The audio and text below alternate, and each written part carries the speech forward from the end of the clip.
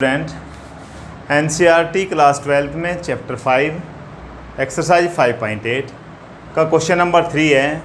आप देखिए question number 3 में है if F such that -5 to 5 एक हमें इंटरवल दे दिया, एम्प्लाइज आर इज डिफरेंशिएबल। तो इसका मीन्स हो गया कि वह -5 और 5 में क्या है, डिफरेंशिएबल है। जो फंक्शन डिफरेंशिएबल होता है वह कंटिन्यूस भी होता है। तो और फिर अब पहले इतनी बात कर लेते हैं। तो इसने कहा है, हम इसे प्रूफ करते हैं। उसने कहा है function is differentiable, function is differentiable and function is also, हम लिखते हैं फंक्शन इज आल्सो, भाई जो डिफरेंशिएबल होता है कंटिन्यूस भी होगा, इज आल्सो कॉन्टिन्यूस। ये फंक्शन कॉन्टिन्यूस भी होगा जहाँ पर x कहाँ बिलोंग कर रहा है भाई, -5 से 5 इंटरवल के बीच में। ये तो हमारा हो गया कि फंक्शन कॉन्टिन्यूस भी हो गया, डिफरेंशिएबल भी हो गया। अब इसने लिखा है एक बात, ये देखिए, f' does not vanish anywhere, यानी कि एक पॉइंट सी ले लेते हैं और जब इसे लिख देते हैं f' does not vanish anywhere. अब इसका मीन्स क्या होता है, इसका मतलब क्या होता है वैनिश का, डज नॉट वैनिश। इसका मतलब होता है कि f' यानी कि f' is not equal to 0। अगर हम इसका f' निकालें और f' एनी पॉइंट लें कोई, there exist a point c, तो f' is not equal to 0। But f' क्या होता है,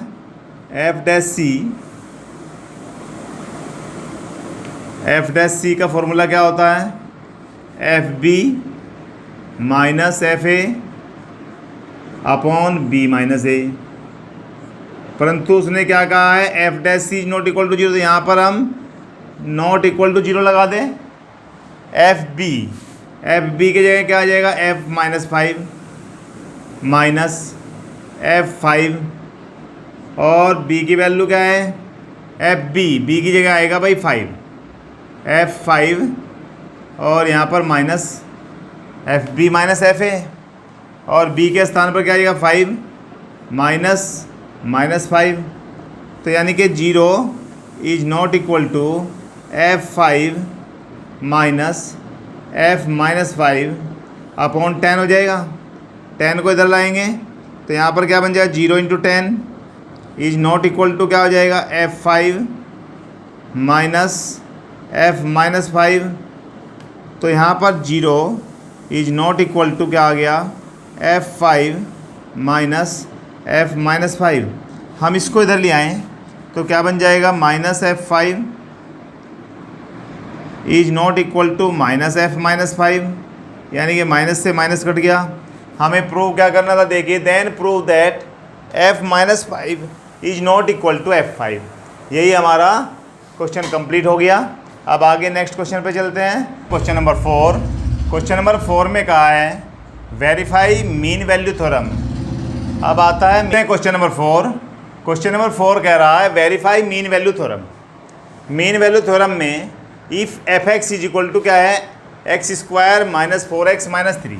हम लिख लेते हैं f(x) इज इक्वल टू 4 यानी कि x² - 4x - 3। आप देख रहे होंगे कि फंक्शन क्या है, एक पॉलिनोमियल है। तो कंडीशन क्या क्या है मीन वैल्यू थ्योरम के लिए।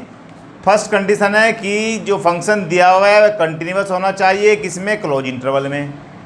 सेकंड कंडीशन है function is differentiable in open interval. फिर थर्ड कंडीशन है c एक पॉइंट है जो इस इंटरवल में है, और f' is equal to fb minus fa upon b minus. अब हम फर्स्ट केस लेते हैं। फर्स्ट, अगर तीनों कंडीशन सेटिस्फाई हो जाती है तो मीन वैल्यू थ्योरम एप्लीकेबल हो जाती है। फर्स्ट में लेते हैं फंक्शन यानी कि f(x) function is a polynomial, f(x) is polynomial function.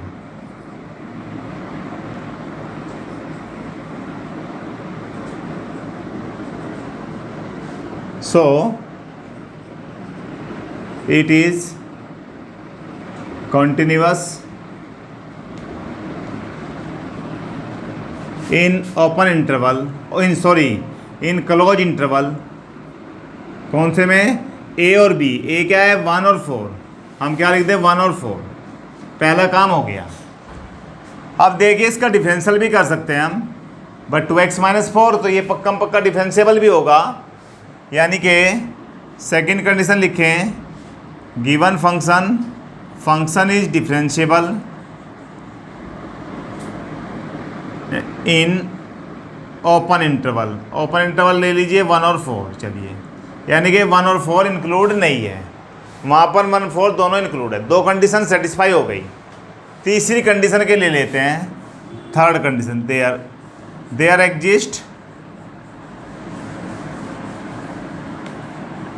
Exist सी, एक पॉइंट सी ले लेते हैं, सच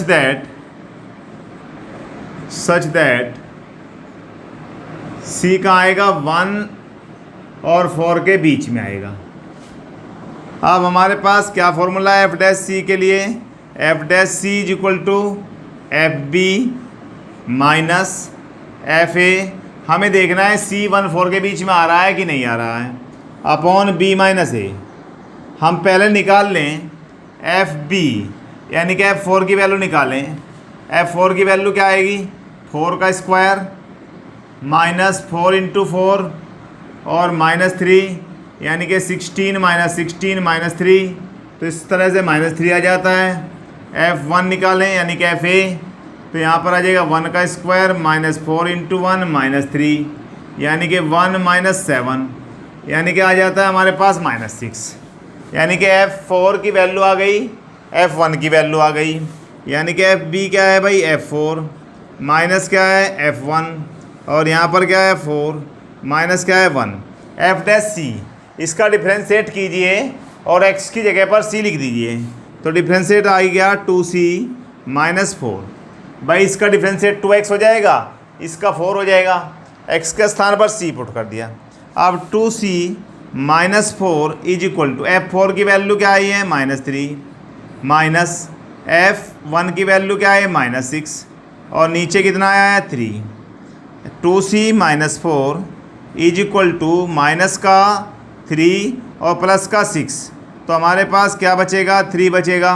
नीचे क्या है? 3, ये कैंसिल होके 1 आ गया, यानी कि इस तरह से 2c की वैल्यू क्या आ गई? 5, और c इज इक्वल टू 5/2। अब आप देखिए 5/2 बिलोंग कर रहा है किसके बीच में? 1 और 4 के बीच, 1 और 4 में, यानी कि 5/2 1 से तो बड़ा है और 4 से छोटा है।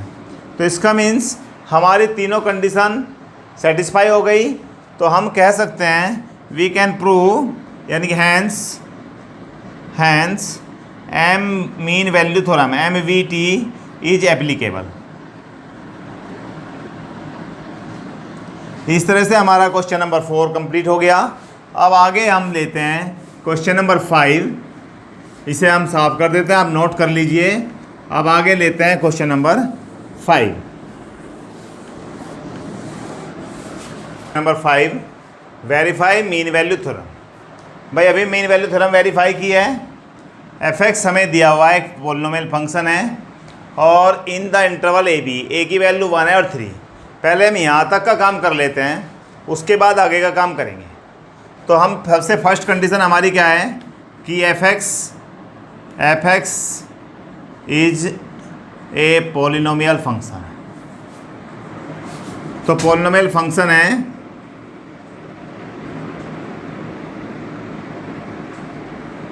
So it is continuous. तो भाई ये कंटिन्यूअस होगा, कहाँ पे होगा? In close interval.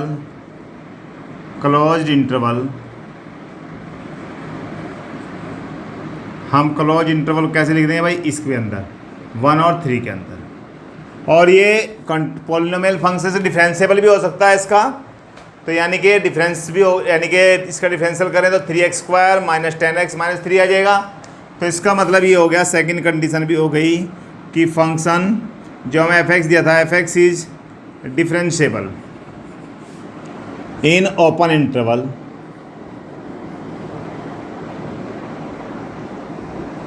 और कौन सा है ओपन इंटरवल भाई, 1 3। चलिए अब यहाँ तक का काम जब हो जाता है तो हम क्या लेते हैं, एक पॉइंट सी लेते हैं। देयर एग्जिस्ट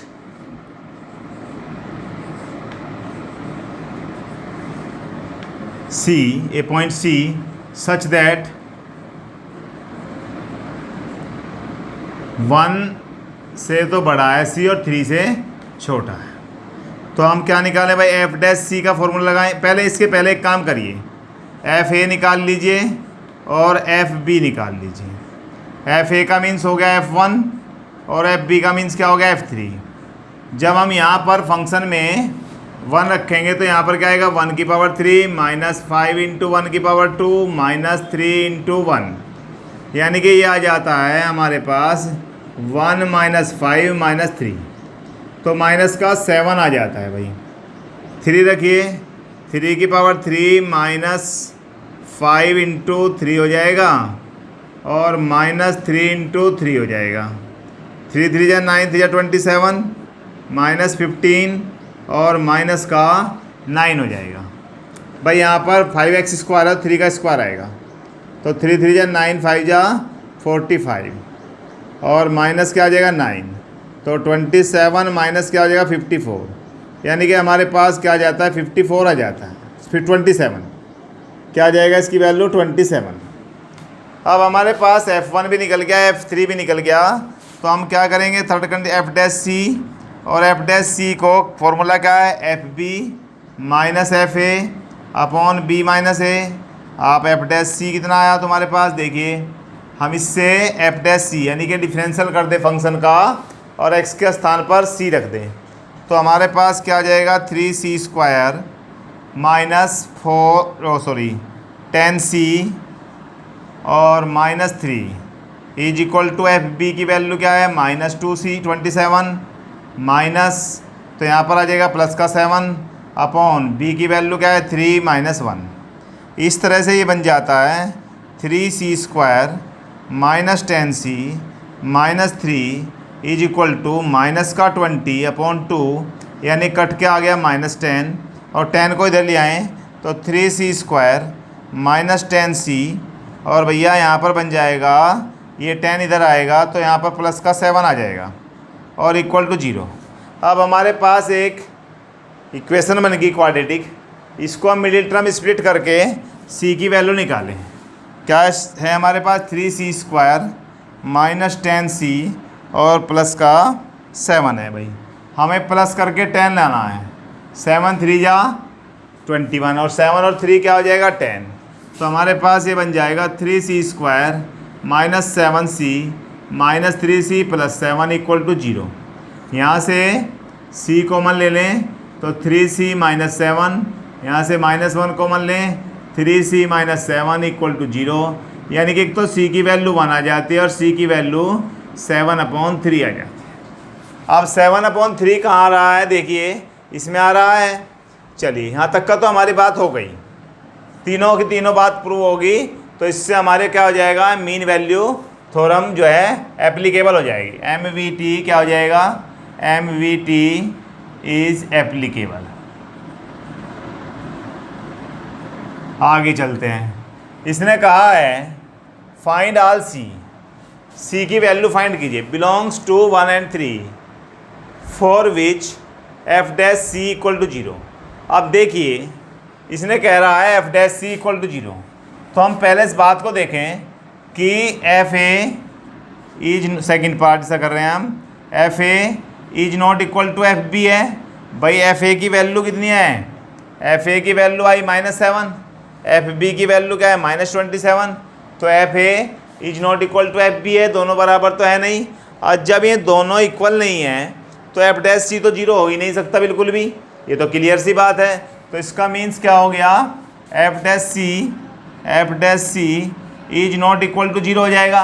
भाई अगर ये दोनों बराबर होते तो एफ डैश सी की वैल्यू 0 हो जाती, परंतु दोनों तो इक्वल नहीं है, तो इसका मतलब एफ डैश सी 0 नहीं हो सकता।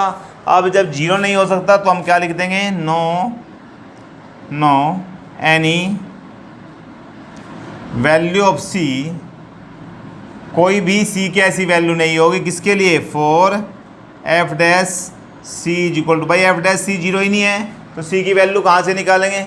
इस तरह से हमारा क्वेश्चन नंबर 5 कंप्लीट हो गया। अब हम बेटा एक बात सुन लो, क्वेश्चन नंबर 6 मैंने 2 के साथ करा दिया था, 5.8 हमारी कंप्लीट हो गई। अब हम मिसलेनियस देखते हैं। थैंक यू बेटा।